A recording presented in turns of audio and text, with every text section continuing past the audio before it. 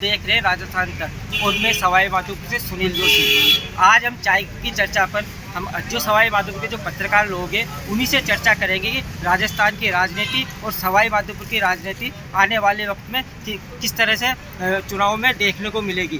क्योंकि सबसे बड़ी बात है कि जिस तरह से राजस्थान में अभी कांग्रेस हो चाहे बीजेपी हो, आपसी कलह जिस तरह से चल रही है उसी पर हम चर्चा करते हैं। हमारे साथ हैं सारे सवाई माधोपुर के पत्रकार लोग। किस तरह से अभी सवाई माधोपुर की राजनीति का देखते हैं? सवाई माधोपुर में अभी जो अपने विधानसभा की जो चुनाव है उसको लगभग 1 साल का समय बाकी है और काफ़ी परिस्थितियों में बदलाव आगे आने वाले दिनों में आएगा। लेकिन अभी जो स्थितियां हैं वो कांग्रेस और बीजेपी को लेके कुछ कहा नहीं जा सकता कि कौन जीतेगा, क्योंकि आम आदमी पार्टी भी शायद आने वाले समय में राजस्थान में लॉन्च होगी और वो भी चुनाव लड़ेगी। तो संभवतः जो आम आदमी का इतना इफेक्ट राजस्थान में देखने को नहीं मिलेगा, लेकिन सवाई माधोपुर के जो हालात है बीजेपी और कांग्रेस में कांटे के मुकाबले होने के चांसेस है।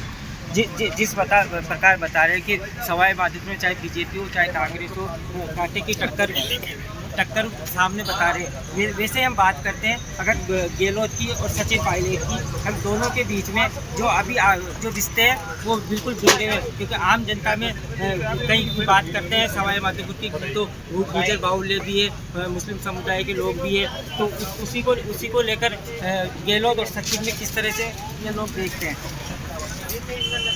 राजस्थान के परिप्रेक्ष्य में अगर दोनों ही पार्टियों की बात करें तो दोनों ही पार्टियों में आपसी खींचतान, भेदभाव और मतभेदों का दौर जारी है। जहाँ तक कांग्रेस की बात करें तो पायलट गुट और गहलोत गुट दोनों छुपा हुआ नहीं है किसी से भी। इसी प्रकार बीजेपी की बात करें तो मुख्यमंत्री का कोई स्पष्ट चेहरा अभी तक बीजेपी की तरफ से भी घोषित नहीं है। ऐसे में वसुंधरा गुट अपनी अलग राजनीति कर रही है और बाकी जो 4-5 लोगों के अलग गुट हैं वो अलग अलग राजनीति कर रहे हैं। कुल मिला के ओवरऑल अगर हम बात करें तो चुनाव के दौरान तो बहुत बड़े बड़े वादे दोनों पार्टियां करती हैं, लेकिन मूलभूत वादों को चुनाव के बाद क्रियान्वित करने में किसी प्रकार की पार्टी का कोई निश्चित रूप से कोई विशेष सहयोग रहता नहीं है। इसलिए ओवरऑल दोनों ही पार्टियां लगभग सेम। अगर हम बात करते हैं सवाई माधोपुर की, सवाई माधोपुर में अभी 4 विधानसभा क्षेत्र और चारों विधानसभा क्षेत्रों में कांग्रेस के विधायक है। ऐसे में इनसे पूछते हैं कि अगर चारों विधायकों की हम बात करते तो चारों विधायकों के अब तक के कार्यकाल को लेकर किस तरह से, किस नज़रिए से ये लोग देखते हैं। पिछली बार एंटी इनकम्पेंसी के चलते भाजपा के विधायक हार गए थे और चारों विधानसभा क्षेत्रों से कांग्रेस के विधायक जीते थे। लेकिन इस बार समीकरण बदलेंगे। ओवैसी भी सवाई माधोपुर में मुस्लिम बहुल्य क्षेत्र होने की वजह से अपना प्रत्याशी उतार सकता है, जिससे कांग्रेस को परेशानियों का सामना करना पड़ सकता है। इसी के साथ आम आदमी पार्टी भी यहाँ आ सकती है। तो यह तो आने वाले समय ही बताएगा कि परिणाम क्या होता है, लेकिन दोनों पार्टियों के आने से यहाँ पर कुछ हलचल जरूर देखने को मिलेगी। जिस हिसाब से बताया वो ओवैसी की पार्टी पे यहाँ पे आ सकती है। वही हम बात करते हैं अगर राजस्थान में अगर केजरीवाल की बात करते हैं या आपकी करते हैं या कांग्रेस और बीजेपी में जिस तरह से अभी वर्तमान में अगर राजनीति की बात करते हैं तो अभी कोई स्पष्ट चीज़ सामने नहीं आ रही कि अगर कांग्रेस की बात है तो उसमें गहलोत और सचिन पायलट, बीजेपी की बात करते हैं तो वसुंधरा राजे में और बाकी के गुटों में भी आपसी कलह नजर आ रही। ऐसे में अगर अपन सवाई माधोपुर राजस्थान की बात करते हैं तो किस तरह से देखते हैं आने वाली चुनाव? देखिए, जो राजनीति है, राजनीति में यथार्थ तो दिखता है लेकिन परिणाम कभी नहीं दिखता है। यथार्थ तो सभी लोगों को नज़र आता है, लेकिन परिणाम, राजनीतिक भविष्य किस पार्टी का किस करवट बैठेगा ये कोई जानता नहीं है। और सबसे बड़ी बात यह है कि राजस्थान की राजनीति हम पिछले कई सालों से लगातार देखते चले आए हैं। राजस्थान में अभी वर्तमान परिप्रेक्ष्य की अगर बात करो तो राजस्थान में जो सरकार है वहाँ पर कौन बनेगा मुख्यमंत्री का खेल पिछले कई सालों से चल रहा है।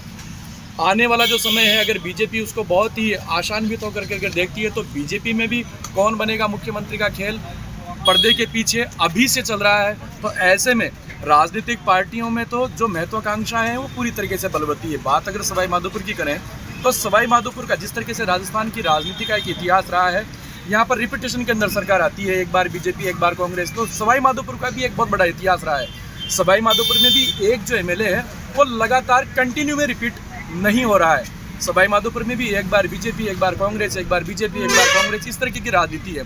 आने वाले समय में हालांकि अभी तक वक्त है, सभी लोगों के अपने अपने कयास है, राजनीतिक समीकरण क्या होंगे। कई बार विकास के जो मुद्दे हैं वो पूरी तरीके से गौण होकर के रह जाते हैं। जो राजनीति है, जो चुनाव होते हैं, वो बिल्कुल एक अलग गणित के अंदर नज़र आता है। तो अभी से कुछ कहा जाना और किसी नतीजे पर पहुंचना मेरे ख्याल से बहुत जल्दबाजी है।